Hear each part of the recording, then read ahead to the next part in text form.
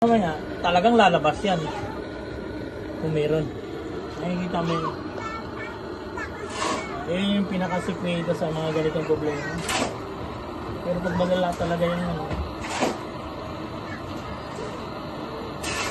Yung problema talaga pag malapit sa sabi mo. Ganun talaga yung nangyayari sa air con. Yun ang hindi na solusyonan sa mga gumagawa ng air spray. May na yan. Okay, dyan kayo kabuk.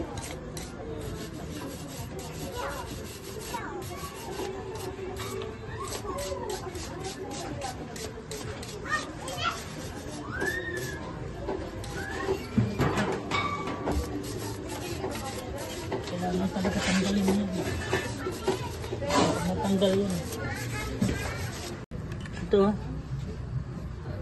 Yan. Isa. Dalawa. Kutos na naman. Tatlo. Isa, dalawa, tatlo. Okay, sa kabila. Dalawa lang dito at saka dito yun. Yan, unahin natin. Unahin natin dito, malala.